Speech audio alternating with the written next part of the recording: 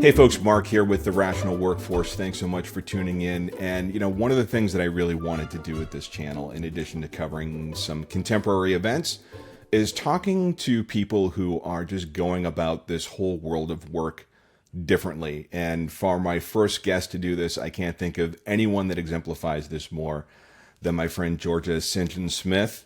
So Georgia is the founder and runs Sancti, which is just calling it a retreat and a wellness organization doesn't do it justice. But for those of you who know me, follow me on LinkedIn, I've been talking about this journey I've been on really since like December of last year, where work was booming. But the business that I started up, Kickmotor, had kind of exploded and was doing great things. And I was all just on this auto path to we're going to grow, we're going to go bigger, we're going to get investors, and we're going to blow this thing out. And I just hit a brick wall, and I started asking why. And I started asking, is that what I really want? It's been this autopilot thing since I was just a wee kid starting my marketing career. And, to say it was a little bit of an existential crisis probably wouldn't be too far from the mark. But George's content, for whatever reason, started popping up in my LinkedIn feed, and she was talking about an awful lot of things where, as I read it, I'd nod my head and I go, yeah, that sounds a lot like me. So we reached out, and we've been working together ever since, and I am so honored that you're my first guest on the show, Georgia. Good morning. Hello. How are you today? I'm wonderful. Thank you very much, and thank you for the intro. My pleasure. Thank you. From my kids to my wife to my clients, everyone thanks you for the work you're doing with me. I'm a little bit of a calmer, nicer person as a result of what you've been helping me with. I'd say that's my favorite thing to hear. Crushing it. All right, so let's start with the beginning. Like, tell us about yourself. Tell us about Sancti. Tell us where you're at, because that's pretty damn awesome. And just give us a little bit of background. Yeah, well, today I run Sancti and I spend most of my time in Ibiza, which is just an absolute dream come true. But yeah, it hasn't always been like that. I think I did the typical story and narrative of life that you're supposed to do. I was very, very ambitious. I still am. But I went up this ladder that we are taught to go up. I went to university, I studied economics because that's a good degree to get, and then I graduated and I went straight into the corporate world, into a corporate career, and before I knew it I was earning six figures. I was one of these people that people were looking up to, like a high-flying corporate life in London, which felt really good for a while, to be totally honest with you, and I bet, right? Because that's what society tells you. Yeah, and you know what, for me it was nice to have money. Like, I hadn't really grown up with so much money, and so to be able to feel, stable financially was an amazing thing. But it got to this point where I was like, why are we doing things this way? And I was really looking for more freedom in my life because I was very much chained to a desk, and I was trying all sorts of different ways of doing this, but it came down to the fact that it just wasn't going to work where I was. So I left and probably did it very quickly in a way that scares a lot of people.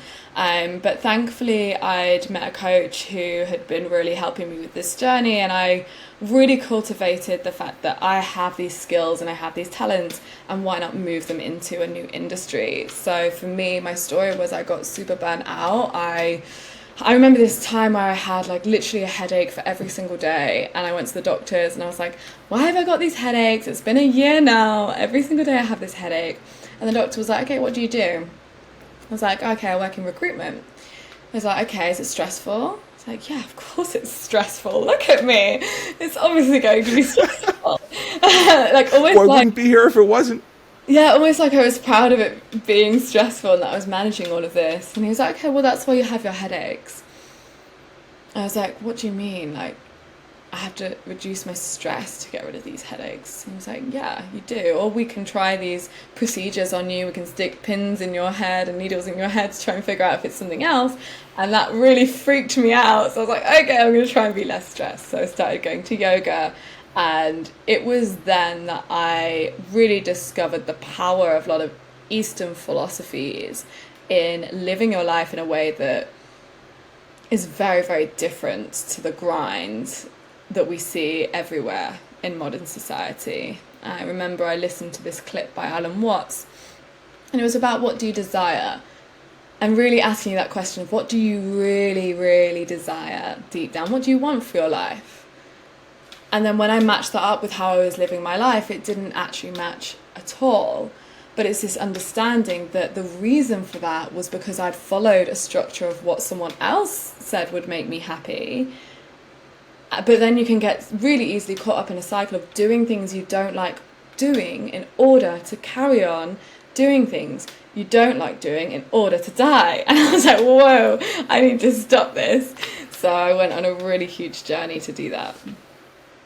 It's amazing. And I want to talk about, it feels like you started to have this kind of build up or this awareness that there was more out there or that you wanted more, and the headaches were the symptom. But was this a gradual process for you? Did you just wake up one morning in your bougie London flat after your last 80-hour week and was like, something's got to change? Or did it gradually build up? Because that's quite a big, like, to your point, especially if you don't come from, I had a wonderful family, and we didn't want for anything, but like, we called them airplane vacations. I never took an airplane vacation. Like, we just didn't have that. So you're kind of in this mix where those sorts of things are available to you that maybe you didn't have before. And it's got to be incredibly hard to walk away from that or to, have that moment. So gradual build up, kind of a rapid overnight. Take me through that. Yeah, it was. I think we really adapt quickly to our environment. So I adapted very quickly to this new environment of mine. So I was very used to this new lifestyle of being able to buy what I want and live how I want to live. So yeah, it was very, very, very difficult to leave that behind. And I think if I hadn't have really believed in my skills that had created that in the first place, I wouldn't have left that behind. But to create a life like that for yourself, you have to believe you can do it again. And so for me, yes, it did take time. I was probably about 6 months. I don't feel great with this. What the hell am I going to do with my life? Then it took me another probably year to figure out what I would do instead of what I was currently doing. I tried loads of different things. It was a real discovery process. And I think that's really important to highlight, is if you're not happy with what you're doing now, you're going to have to go on some kind of discovery process to figure out what it is that you do want to be doing with your time. So I really did that. And how, talk us through that process. Like, how does that even start? What does that look like? Did you have milestone moments on that journey or setbacks? Like, unpack some of that for us. This is scary, right? Like for a lot of us, like I those of you who don't know, for me, I punched out of corporate about 4 years ago. I had one kid in university, another kid getting ready. I've got a third that's kind of on its way up. So like, commitments and mortgages and car payments and all that sort of stuff. And, when I go to my wife, hey, honey, I'm thinking about punching out and starting a business. Like, her mouth said, that's great, I'm behind you. Deep down, it's got to have been like, you're what? Excuse me? So, like, I lived through the fear of it. And I like, what's it like at the start of your career? Like, kind of walk us through that. Yeah, you know what, though? When I'd started doing yoga, I started doing different things with my time. So I would spend a lot of my time when I first was in this position of high-flying corporate, of like going out for drinks on my weekends, like, and during the week, to be totally honest. I was always out, I was always socializing, I was always networking. And that's how I spent my time. But then I started to spend my time differently and very consciously. And I would go to yoga on the weekends, or I would go to do something totally different. I would be in nature, or I would really, really change up the way I would spend my time. And that exposed me to people who were also doing that. So I would go to these yoga events or whatever, and I would see people who I'm like, okay, what are you doing here then? Because like sometimes maybe I'd take a day off in the week because these things would be on a weekday. And I'm like, how have you got a Thursday midday to afternoon totally free? What are you doing here? And they'd be like, It's oh, just unheard of. yeah, and they'd be like, oh, I just, do what I want, really. And I'm like, no, but seriously, what do you do? And they were freelancers, and they were people who actually started to create businesses in this wellness space.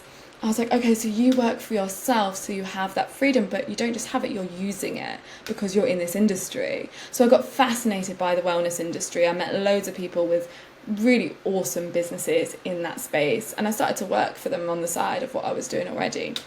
So I was hosting events in London that were wellness events. I was bringing people to those. I was seeing how it worked and noticing how I could create that element of freedom that I desired. So it got to the point where actually when I was scrolling my Instagram feed on my desk, I was looking at all these people in Bali, in Ibiza, and I was thinking, you are living the life. That's what I want. So I actually became more scared of staying where I was and climbing this corporate ladder than I was to take the leap, because I was scared of missing out on this beautiful life that I'd been exposed to. Wow, that's powerful. And I think that, you mentioned something about how you kind of started to, for lack of a better term, migrate your life over from the got to network, got to go schmooze with clients or prospective new clients to more of an awakening or more of like an understanding that there was more and there was better out there. And that I learned something new about you after all our months of talking to each other. That kind of aha moment, that fear of missing out. Like we always think of that so much within the construct of, house, car, boat, keeping up with the Joneses, all that sort of stuff. And you took a 90-degree turn with that. Like, did your friends think you were insane? Did they get curious? Like how there's disconnecting the habits and the activities, but then there's disconnecting from the friends and the social unit, or maybe not disconnecting, but at least going in a different path. Did that impact you? What did that look like? Yeah, it did. And you know what? They still think I'm crazy. But I have new friends as well. This is the thing. It's like the true people who are your true friends and who will really love you for who you are will never reject you. And, they visit me now. They love it. They get a free holiday in Ibiza. Like, it's amazing. And I got a lot of new friends too, because when you start going into these new circles, you meet new people. And people who are really aligned with like who you really are, like who that person that you dream of. Once you become that, other people who you dream of being friends with will be your friends because you are that, and you're attracting like for like. Yeah, and when you talked about you had the migraines, or you started having these terrible headaches, and you went to see the doctor about it. Like it struck a chord with me because I think I shared this with you, but. There was one job I was at where I literally thought I was having a heart attack. I was, in my corner office with the door closed 10 minutes before a meeting, like wondering if I should call an ambulance or if I should just like go through my metrics deck one more time before I present. And I did the stupid thing that, a man in his late 40s should never do, is ignore the signs of a heart attack. And I went in and I did my meeting, and then I went home. Went to the doctor and got sent to a cardiologist, and they put me on a stress test. And they said, the good news is you've got the heart of an 18-year-old. So you need to work out more and drop that weight, which sucked. I didn't like hearing that, but I was glad to hear my heart was in good shape. But he told me that the problems that you're having isn't going to be solved by a pill, and it's not going to be solved by anything other than you making some changes. And it still took me years to kind of get off that treadmill and get to the life that I'm living now with Kick Motor and with this channel. What was the time lag between that headache diagnosis and you finally kind of resignation letter on your boss's desk, packed up your stuff, and off you went? Maybe about a year. Okay. Yeah. So it's not uncommon then to have a processing period. Is it almost like a mourning period where like you have to make peace with this life that you've been living or built up as the way it should be? and transition over, It's or am I natural. making it It's more not. dramatic than it should be? It's a natural part of growth. Nothing happens overnight. People talk about it all the time, saying, "Oh, my overnight success was actually 3 years." Because it is. Like, it's like a caterpillar going into a cocoon and then coming out the butterfly. Like, it's something that really, it just takes time and it takes adjustments. And that's what I talk about all the time, is like these adjustments that I started to make in my life that compounded to create the foundations for this catapult of change. And that's really, really what it is. And people are looking for quick fixes, they're looking for pills, they're looking for, oh, teach me how to do this in 10 days. Whereas really, like, you have to start creating those habits in your life that will create that foundation for change. And that's what I did. And it took me that time because I created lasting change. I didn't bounce back and go back into what I was doing again. Like, I created a foundation that was like, we're not going back from here, we're only going up. And you kind of put yourself in a position where, this is my outside view, it sounds like you put yourself in a position where you didn't have a choice of kind of going back to the old life, right? Like, it's always an option, but you did something pretty dramatic, didn't you? Like, you like physically left London, and like, what did you do after you made that decision that you were going to pursue this new life? Where did you go? Yeah, well, I mean, it started with, again, it starts with micro steps. So it started with my yoga training, which was in Bali for a month. And I'd never done anything like that before, which was really scary. And it still does scare me when I go to new places. But that allowed me to be like, okay, I can go to a new place on the other side of the world, not know anybody, and make friends and, be totally fine. And so then when it came to me figuring out a year later, after I'd already quit my job, to be like, okay, where do I really want to be? It's my dream to live somewhere like Ibiza, for example. At that point, I'd already been exposed to lots of people who'd done similar things, so I could see it was possible. But I do remember going to an event and someone said to me, what's your dream? I was like, it's my dream to live in Ibiza. They were like, why can't you do it? And I was like, oh, maybe I could do it. And you sometimes need this accountability of someone else to say, what are you going to do to make your dreams happen now? So it started with me spending 6 weeks here, and luckily I actually had one person who I knew in Ibiza. She was like, come and stay with me, you'll be fine. She introduced me to people, and then she was like, Georgia, you can't do this won't work if you don't put yourself out here. You have to put the effort in. I can't just introduce you to people all the time. They won't respect that. You have to find your own way here. So I did, and I really put myself out there. I went to co-working spaces. I introduced myself. It was so uncomfortable. I knew no one. I'd go to like yoga events and all the things the scene that I wanted to be in. I would go to all these things alone. I would rock up and be like, I want to live here. Do you want to be my friend? And it just worked out so well. And it's that scary place I don't think many people let themselves go to. Like, if you really want to go to something, how many times have you been like, you know what, I'm just going to go on my own? Yeah, it's, as an introvert, that scares the shit out of me. That sounds Yeah, it like scares me the too. most stressful situation. Yeah, it's scary. So that's incredible. Now, so you've made the decision to make Ibiza your full time, and like, explain to me how you got. So, well, first of all, tell us what Sanctity is all about, and tell us how you ramped up into that. Like, how did you build it? Yeah. Well, it started as an online business because it started in COVID. So, Ah, yeah, it was very unexpected and unplanned. Like, talk about pivots. I really had a lot of pivots, because my business plan was actually to do corporate well-being in London, go around London doing that.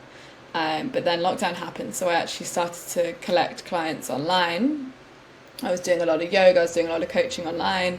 And then thankfully that's what allowed me to be like, okay, I can shift this over to another country because everything's online.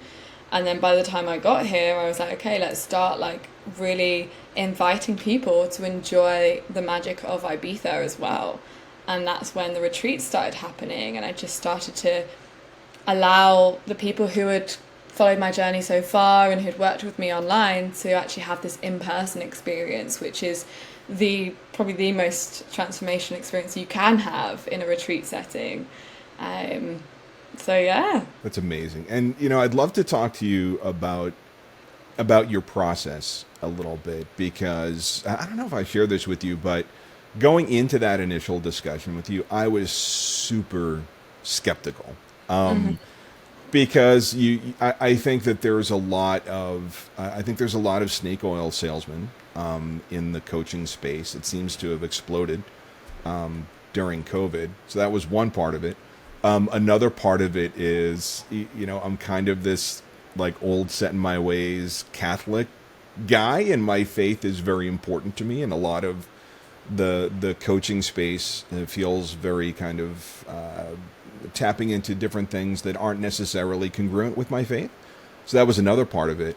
But the third part of it was, I think, like, you're this young woman from London living in Ibiza, and I'm like this 50-year-old guy with a wife and 3 kids living in the States. What's she going to tell me about life, right? I had that just jackass attitude going into it. And during that initial discussion that we had, we were just kind of figuring it out. We're just talking about like childhood and growing up, and one of the things the thing that hooked me on your approach was you kind of stepped back and said, "Can I make an observation?" Which is like now my, Steve Jobs had his one more thing. I've got the Georgia, "Can I make an observation?" And I know a bomb's about to drop after that. But you talked about my folks, right? Like the curse of a happy upbringing. And I had such a wonderful childhood. Again, we weren't rolling in money, but I had a great childhood. And the archetype was my dad worked really hard, and he was there, but he also wasn't for a lot of things. And it forged neural pathways in me that happy family equals dad works his ass off. And you said, that's a very tried and true, you approach it from a neurological angle, and you talked about how that was blocking me from seeing the other ways that I could create a fulfilling life for my family. And like, then I couldn't get my credit card out fast enough for our coaching sessions.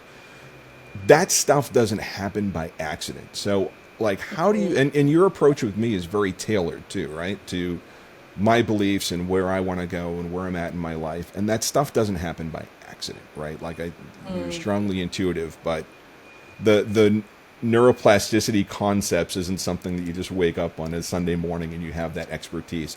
How did you get there? What took you to that point where you could be so impactful? Well, I spent a year training in that space to learn those methods and to learn how to allow it to resonate with you, because I think with something like neuroplasticity, and with talking about neuropathways in the brain and how the brain is structured and wired, it's something that often we can think that's something we will never understand, because neuroscience, we can't understand that, whereas actually I learned a way and a method thanks to my coach, which was, let's make this accessible and understandable so that you can actually understand the workings of your mind. Because unless you can see how your mind is operating and the pathways that are being formed, you can't change it. I think with that understanding of like, okay, this is how the brain works in simple form, in human terms, then we can start to see how that plays out in our lives and link that to, okay, what do we want to switch that to? What do we want to change that to? Because it's such a powerful concept to understand and a powerful thing to grasp, and it doesn't have to be so, unaccessible to us, Yeah, I mean it is. It's a daunting subject, and I lost my dad to Alzheimer's about 10 years ago, and it just it still rattles me. But as he was diagnosed and as he was going through that, I did a lot of my own personal research on things like neuroplasticity or neuropathways, and I can talk about amyloid plaque buildup in the brain more than most people, and I hope you never get to that point of expertise on that sort of stuff. But it's really what won me over, because I felt like it bridged the practical with something that, coaching is just kind of out there, right? Like I've tried therapy before, and honestly, I went a couple of times at a couple different points in my life, and it just didn't connect. But as we started working together, and as you dropped that initial truth bomb on me, like that really set a very, very strong foundation. And I love how you're able to take something that is highly individualized and highly personalized in people's journeys, and tie it to something that is like in the here and the now and the present, and you know, almost medical slash scientific. Because when I think when people, even just the words that we talk about, right? Like a year ago, I never thought I would be talking about things like my journey, right? Like it Yeah. sounds soft, and when you, right? Like you grow up in the business world, and it's like, what's the metrics? What's the ROI, right? And like now I'm on a journey. I think my dad's laughing at me in heaven, saying, "I'm glad you're on it, kid." But boy, I never thought you'd be using those words. Like, do you find that in people? Because let's talk a little bit about the primary folks you work with. Like, kind of describe the community where you have your most clients and your most impact, and we'll go from there. It tends to be people who are very, very ambitious. So, like me, really. If you've got big goals for your life, and to be honest with you, you've probably achieved a lot of them already. So, it's a very kind of high achiever mentality, because this is what I resonate with the most, because that's also my archetype. So, it's this person who you've worked so hard for something, you're incredibly talented, incredibly capable. But this is where there's always an opportunity to grow. And I think this is the thing with people who are really interested in being the best of the best. There's always the open mind there, because you really need that open mind to be able to take it to the next level. If you don't have that, you're going to stay where you are. And I think that's what happened with you, was that you were able to open your mind enough to create an opportunity for you to change, and for you to create the changes that you want in your life. And that's why it's so personalized, because we can identify beliefs, we can identify neural pathways, we can identify ways that you are playing out habits in your life, and we can change them, but only if you want to. And why would you want to? And that's what lights me up, is working with people who are like, you know what, like, I know I've got a lot going for me, but there's something that's not clicking right now, and actually I do want to live a little bit differently. So how can we do that? So then we can take it all the way back to, okay, why do you even want this in the first place? And it's going through that discovery phase journey that I spoke about, that I've been through, but in so many different ways with so many different people, because ultimately we are in a society where we've been taught this is the ladder, get on it, climb it for the rest of your life, no matter what. Whereas actually, as individuals, as humans, we are so complex. We all want so many different things for our lives. And so if we can pull that away, it can create this incredible opportunity for creativity to flourish, for you to do things you never thought you'd be able to do. And I'm constantly doing that. I'm like, oh my God, another dream is coming true. How am I even doing this? Like, how is this possible? So that's the sort of people I like to work with. And this channel is a direct result of our work together, right? Because part of my journey, is, we found out that I just need to be creating much more than I'm consuming. And that's a pivot. That's a hard pivot for me, because like growing up and coming up in this business, and, starting from the bottom and becoming C-level and all that, things like video games and films were always my escape, right? So like, Mark the worker, Mark the boss, Mark the husband, Mark the dad, Mark the son. And like, there was this little tiny sliver that was time for me, and I wanted to escape, right? So like, I'd fire up the Xbox or the PlayStation, or I'd go to the cinema, and that was my thing. So I've always had a creative bent, but like those creative tanks were always expelled in service of a client or a company that I worked for. And, helping people to understand what motivates them at a deeper level and then start to live that out, I think is incredible, and probably the biggest service you bring to the table. And I'd love to talk about kind of that nexus point with mental health. because for you it took, headaches and burnout to hit that aha moment. For me, it took burnout and like near cardiac failure to get to that moment. And I just recently wrote a LinkedIn post, and I want to share some statistics with you. So this is according to the CDC here in America. Only 15% of men received mental health care in 2022. Yet men account for 79% of all suicides in America. That's twice the rate of men versus women globally. But in the States, men are committing suicide at a rate that's 4 times higher than women. And it's just, when you look at that delta between 79% of the suicides and only 15% are getting help, like that sends up all sorts of red flags for me. And it just breaks my heart that folks are going through that. So like, what advice do you have that people don't have to get to that breaking point? Because I think that's where a lot of these really crisis mental health conditions come in, right? As you hit that breaking point. And it's, not to oversimplify it, it's a sink or swim moment. Like, are there ways that people that are watching today can start to get on the right path before they hit that critical moment? Yeah, there are. But before we go into advice, I think it's really important to contextualize this, because you're very right. Men often don't have somewhere to turn to. And this is something that might not be popular to hear, but our society is set up in a way to make us fail. That's a belief of mine. And in many ways, to be totally honest with you. And it's getting worse. So from the male perspective, the man is there to hold the home, to be the provider, to be the person who is the solid, rock solid foundation for the family, for the friends, for everyone. The man is the one that everyone goes to for that provision and that support. Now, the problem with that is in society it says, okay, man, get on, do your thing no matter what.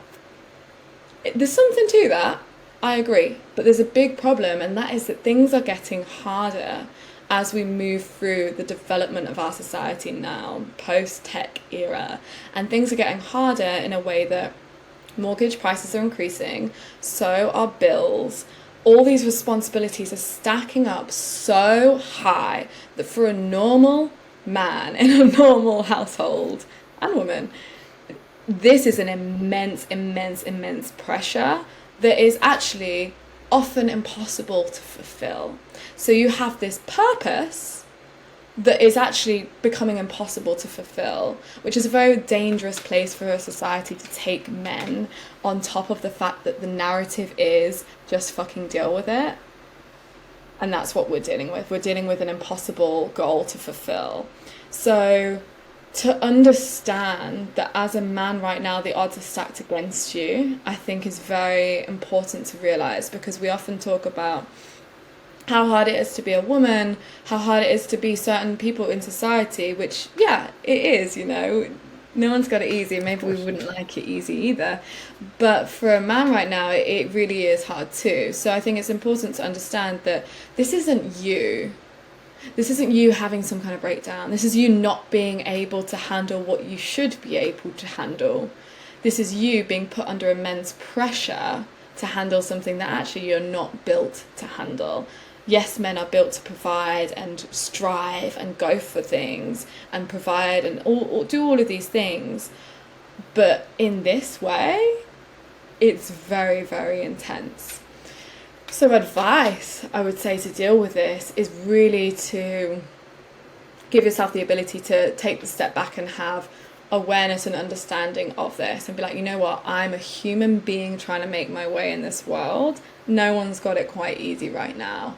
And to, in some ways, understand that you're probably not the only man feeling this. Like your stat says, 76% of men. It's a lot of men who are cracking right now. So understand that it really is not just you, and it really is not your fault.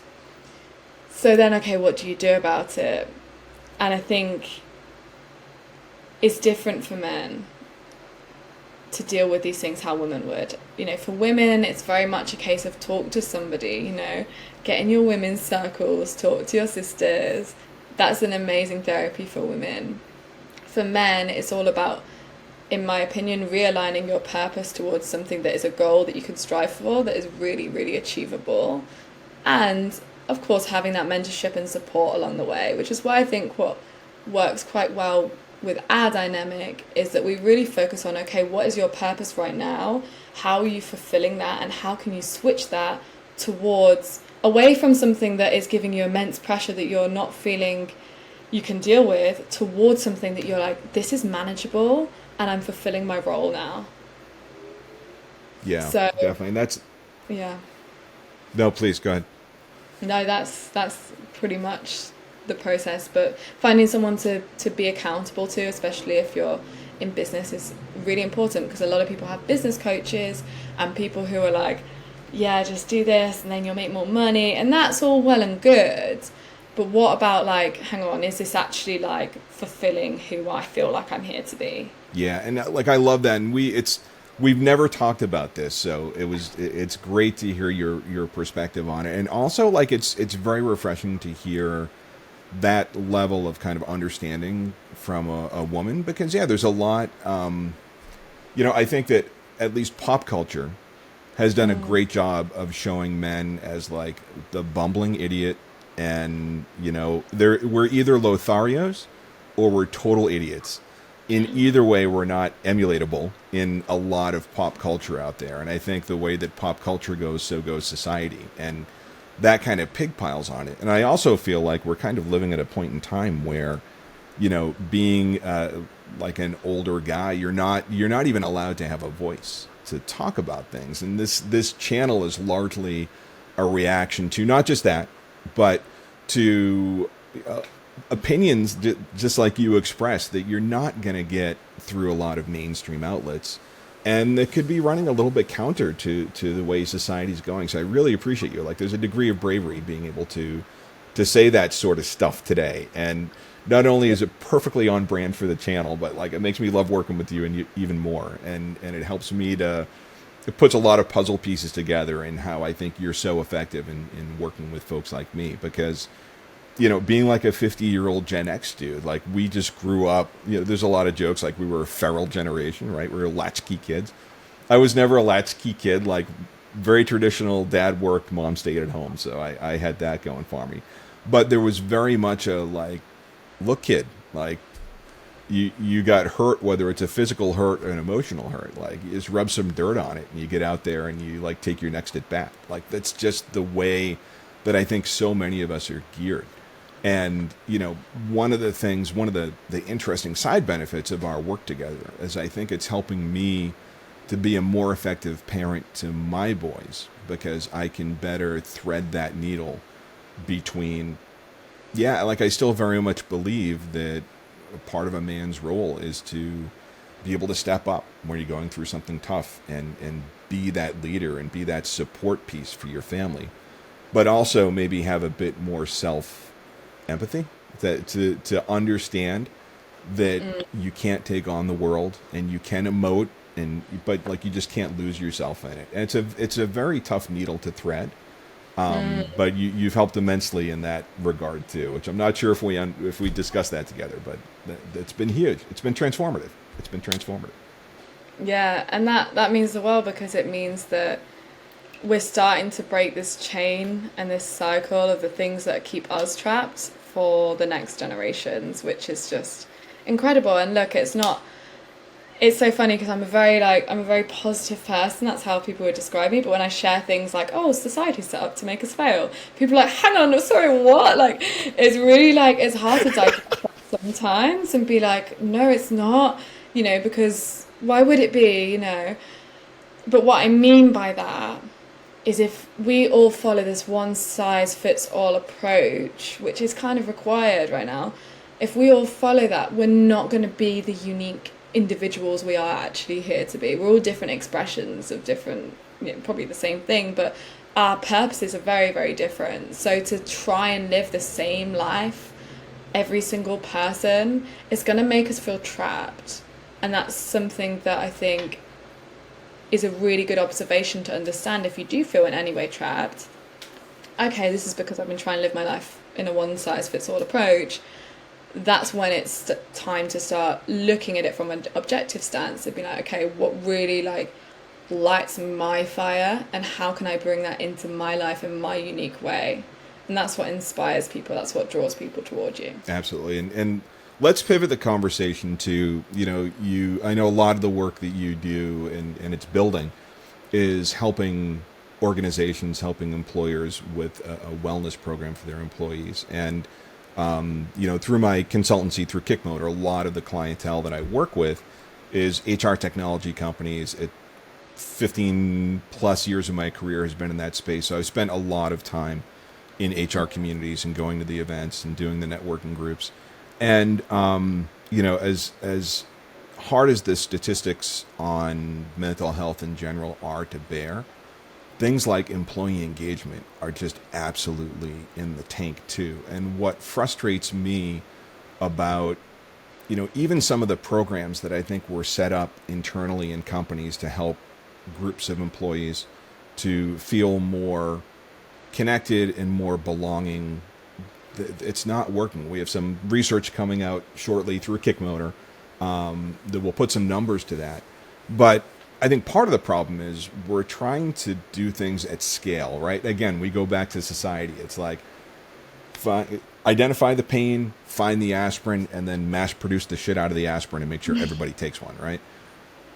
Mental health and employee engagement and connectedness and wellness is like the antithesis of that, right? Because it's an intensely personal thing. So how do you help employers, how do you help the companies you work with on the wellness side kind of bridge that gap between needing to help a bunch of people, but knowing that the most impact is going to come from one-to-one? Unpack that for us. Yeah, I mean, first of all, you have to care. And this is, I think, probably the biggest problem is a lot of companies don't care. It's very much, all about the bottom line, especially think about the economy right now. The economy isn't a stable place to be. So businesses are really like, how can we cut? How can we really make sure that we're lean right now so that we survive this, let alone thinking about mental health and well-being, which we do not understand. So first of all, it's got to be a company that, to be honest with you, is pretty new age to be able to be like, I actually care about my employees. And those companies and meaningfully care, right? Not just say the words, like meaningfully care. Genuinely be like, if it comes from a place like, I care about the people who work with me. I really do. Because those are the companies, ironically, that are really getting it right and that are thriving, and they have no problems with talent attraction. Their teams have been with them since day one. They haven't left because the people there genuinely care and they listen to what employees want and what they're, they see them as people who are like more like co-collaborators in creating this business, right? They listen to what they want and then they act on it because they care. So if you don't care and you just feel like you should do wellness, then I'm definitely not for you. It has to come from a place of care. Now, a lot of companies are starting to care because they're seeing how it is affecting the bottom line and they're losing staff. And talking about statistics, in the UK alone, a Deloitte study showed that it's costing £86 billion in the UK alone. So it's costing a lot of money, but you're right, the implementation is hilarious in terms of how we go about it, because we think, mental health, damn, what are we going to do? Let's give everybody an app. And so... and think that fixes the problem, right? Like, or if they launch the app, and nothing again, there's some amazing wellness apps out there. I use one in VR that is fantastic. It helps me meditate. We know that that's something I need to do more of. I know. I'll do it by your next coaching session. I'll do more. But they'll launch the app. The app won't work or not get the results, and they're like, oh, we either need a different app, or maybe we got to tweak the UI, or maybe we've got to like force it down people's throats a little more. And like, the app only helps if you've got the companion piece that enables the person to be able to consume what's in the app or use the app in a way that's going to continue their wellness journey versus like use it as a panacea for it, right? Am I coming at it from the right angle? Is that kind of I your mean, concept? look, if I put myself in the shoes of an employee right now, and I'm probably working overtime, I'm probably getting paid a little bit less than I should be. The last thing that's going to motivate me is going on an app. That's going to be the last Yeah. thing I want to do. I will want to just chill, relax, like get ready for the next day. And that's the reality of most people right now. The last thing we want to do is look at another app on our phone when we're already bombarded by notifications. And yeah, they can be useful, but it's it's not the first thing I'd do. It's a faff to implement in the first place. And then why is no one using it? That's why. So you touched upon it, and it's this one-to-one interaction that people really need. And ultimately this comes from the same thing that we've been talking about. It's against the one-size-fits-all approach, and it's understanding that everyone kind of needs support in different ways, and some people don't really know where they need that support, so they want to try different things. And so it's then becomes, okay, how can we create access to services that we advocate, that our leaders, that our senior leadership team use, understand, find beneficial, and then can then communicate that and support with management to also understand, find useful, pull out those golden nuggets that are like, this is actually really handy, and feed down to the rest of the organization to also have the same belief. I think the big problem with it is, implementing something where you're like, everyone do this, go on, go to this thing. But is your CEO there? Is your CEO doing it? Is the senior leadership team doing it? Do they understand what it really is? Do they believe in it? Have they tried it themselves? Then where do you think this buy-in is going to come from? That's such a great point. And I think that, we've covered this on the channel, is there are so many gestures that seem almost performative in nature that are done either at the executive level or the corporate level, and they'll put something out there, and either the next fire will come up so it gets deprioritized, or the societal winds change so they're punching this initiative out and kicking this new one up. And, mental health and wellness can't be one of those. It's got to be, I love the way you described it. It's got to be a top down, and it's got to be all consuming, and it has to work at all levels or it's not going to stick. And until that time, we're going to keep reading articles about, the Great Resignation. We're going to keep, reading these think pieces about, gee, I wonder why employee engagement is so low. There's a lot of people, at least in the States. I don't know how it is in the UK or in Ibiza, but there's never been like a greater exodus of people that are just punching out of the corporate workforce and saying, I'm going to go my own way. Going to hook up a Fiverr account, and I'm going to just do freelancing, and maybe I'll get a couple of different freelance gigs to string together something. But, we, as employers, we got to do something, or we're just going to lose this incredible wealth of talent and creativity that are out there, and like these free thinkers that are getting to the point that you and I got at. We're like, you know what, we're done, right? And it comes down to culture. It's all about the culture that you create and intentionally create. It's a process, and almost like an activity that you regularly have to do, is be like, okay, what culture am I creating here? What culture are we cultivating? And things like culture happen through conversation, and it's similar to in relationships. If you want a relationship to work, you have to work at it and create this open stream of communication to be like, okay, what do you want? What do I want? How can we merge these things together? It's the same within businesses and culture.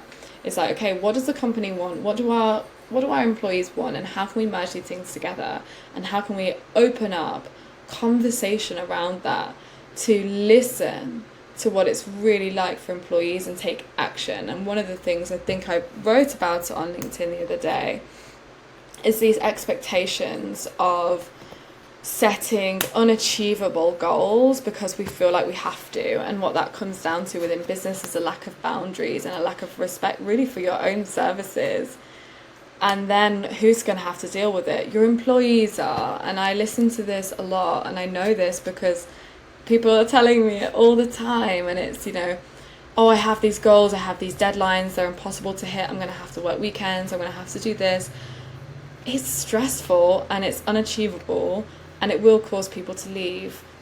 A lot of people are quiet quitting as well because they like their organisation, they like what they do, but they're thinking, how do I slowly get out of here because I can't take it anymore?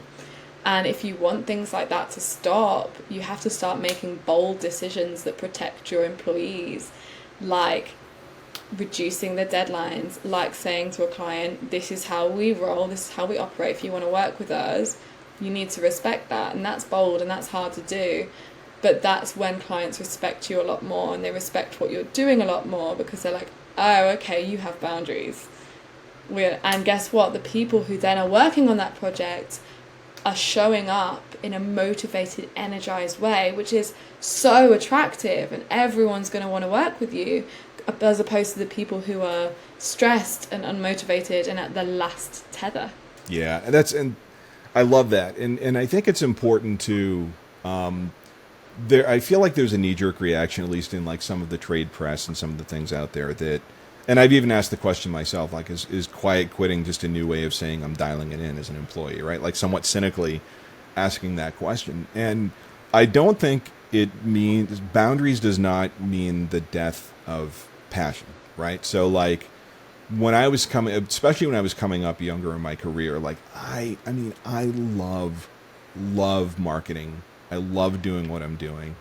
I have spent nights and weekends working on projects for employers that was uncompensated time because I was on salary. But like I loved it. And having boundaries doesn't mean that goes away for people that are motivated, right? Even at my age now, like my clients over on the kick motor side of the business absolutely get more out of me than the hours that I'm charging for, but I love what I'm doing. The key is, I think, is too many employees today kind of get put into a box where maybe employers aren't as attentive to what their wants and needs and passions are from a career perspective, and then lining them up for success within the business. Because, it's an old hack saying, but it's true. Like if you love what you're doing, you don't really work a day in your life. And I believe that to some degree. I don't think it's an all-encompassing thing we can say. But I think the other side of what you're talking about is employers need to understand what employees want out of their own personal career aspirations, and either ensure that what they're doing day to day lines up with that, or helping them on a path that will get them there.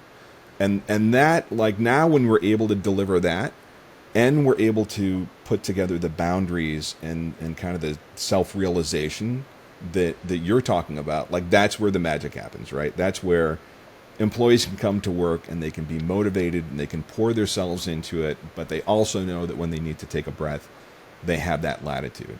And just like, what's your reaction to that? How do you feel about the other side of that coin? Like what employers have to do from a work standpoint to solve this problem? Yeah. Well, I think it's hard for employers because we're expecting everything, and in some ways, rightly so, because people are spending all their time in work. But in other ways, it's actually unrealistic to think that employers are going to know what employees want, because employees often don't know what they want. So often employees are like, look, this isn't working, but I don't know what will. The amount of people I talk to who are like, I don't like what I'm doing, something about it isn't right, but I have no idea what I would do if I didn't do this. And so for employers to then suddenly be able to understand employees when they don't even understand themselves is an impossible task. So that's where I think having mentorship externally, and I remember it at university, they had like career coaches and they'd be like, oh, you can go into this company. And they were awful. Like, this isn't the only things I can do in my life. Like, who's telling me my real opportunities here? Like, I see this person doing this awesome business. You never told me I could do that. And this is the thing, it takes like a discovery process for everyone to really understand oh, this is what's wrong, and it's the root cause, like what you and I often talk about. You know, you'll come to me and say, look, I'm slammed with all this stuff, I'm doing all this, I want to be doing this, but I'm not. And I'll say, okay, well, let's find the root cause then. Let's figure out what's really driving all of this. And that is what not many people do. And it's what I think employers have an opportunity, more than anything, not an obligation, but an opportunity to be that vehicle and that provider in which an employee starts to find their own true root cause as to why they're acting the way they're acting, why they're not quite at peak performance. And it's not necessarily a Jenny, you're just not where you're supposed to be right now attitude. It's a Jenny, what's going on? Should we find out together? Should we figure this out? Should we do something different? I know, let's go for a walk and let's have a chat about this. What's really going on for you? I love that. And you know, it's the employers that have that attitude are the ones that stick, right? Like I vividly remember as my dad was getting sick, right? I was part of a company that we were just doing rocket ship growth. Like, you know, I was employee number 100, and we were like self-funded. And at the time that my dad really started getting sick, like we had just taken on funding and we had more than doubled in size. And I was just actually helping us to launch our UK office. And, you know, it was a time where work really needed me. My team really needed me. And my family really needed me too. And I remember one day my CEO just pulled me aside and he's like, look, I know we got a lot going on at the office and you're critical to what we're doing, but my disposition is your family always comes first. So if your mom needs you, your dad needs you, your family needs you, like you tell me and we'll cover whatever bases we need to cover while you go take care of that. And like to this day, that's like kind of the archetype that I try to aspire to. And then like even when he passed, like we'd crushed our numbers, so I qualified for President's Club. But you know, I just told him like, look, I don't want you to waste the money. Like my wife and I are not ready for this. We're not in the right mindset, and you know, we appreciate it and everything, but we're going to sit out this year. And he said, I'll tell you what, when you're ready, you take your family on vacation and we're going to pay for it. Like that'll be our gift to you. And you know, it's almost moves me to tears because that level of empathy and understanding is so lacking. And so many people don't have that today. But I think part of it too is like the employee needs to feel empowered to have those conversations and say, look, something's going on in my life. Something isn't right. You know how dedicated I am to you, but my dedication needs to be someplace else right now. And, you know, part of the work that you do, like, do you help people to find that voice and encourage them to use it with their employer? And do you encourage employers to do the same thing? And I know you're really exploding your wellness business right now. So like, talk to me about that aspect of it, because we have to take responsibility ourselves sometimes, right? Yeah, it's first about really understanding the business. It's understanding why are you coming to me in the first place? Like, what is really going on for you? And this is why it's really important that a personalized approach is taken, to really listen and understand, okay, this is what's going on for you. This is what's working really well, and this is where is really blocking you right now. And then it's about opening up the spaces, the conversations in the right way to start unblocking that. So, for example, if there's issues within management, it's an opportunity to say, okay, let's actually come together on the same team here and really listen to what's going on for each person. And then if we need to, I can take each individual one-to-one and work through it with them, because sometimes in a group setting there can be conflict, or maybe not wanting to say something you want to say in front of someone else. So it's then taking them away one-to-one so that they can be like, you know what, this is what's really going on. How can we really solve this? And this is the thing, often people think there's no real like solution, or there's no real way they can go around it. They think it's just how it is, but that's not true. There's always a solution. You just can't necessarily see it right now. So my job is then to shine the light on possible solutions and then give people the opportunity to choose their own routes. So then naturally and organically, it can start to create spaces and opportunities for management, employees, senior leadership to come together and have these conversations that they really need to be having in a way that actually is on their own back. It's from coming from them, from a place of, I've reflected on this. This is where I'm coming from. Okay, what can we do about it? And I will give people options. I will give them activities to do that will make this easier, give them tools, and that tool could even be meditation, that tool could be breath work, that tool could be journaling to really understand the deeper root cause between what's going on, and then communicate that in a way that is powerful and in a way that's authentic. I love it. So we're over an hour. It has been a great conversation. We'll definitely have more as we go along. Sanctity ad time. Like you've got so much going on over there. Like, and it's been I'm so proud because based on like where we started working and what you were doing, I know you're adding on to it. You've had multiple retreats since then. You're crushing it. So like, let us know what you offer and how folks can get in touch with you and take advantage of it. Yeah, so I mean, first and foremost, we are a retreat business. So if you want a retreat for you, if you want a retreat for your company, or even just a day, that's something that we absolutely thrive in, and making it something that's going to be productive time off. So, you know, when you're in that retreat setting, it's not, oh, we're just switching off. It's we're being really strategic with our time as to create that space for an intermission between catapulting you to your goal. But I also do offer well-being strategy coaching. I've also got tons of practitioners in my little black book that can implement that for you. Anything from yoga to meditation, absolutely anything. Plus, of course, my one-to-one sessions where I work with leaders who are looking to make some kind of change or even just discover something new about themselves to live a life more in alignment to what really sets your soul on fire. So that is Sanctity. Amazing stuff. And as a client, worth every penny, I'll tell you, because it's, again, this channel is an output of our work together.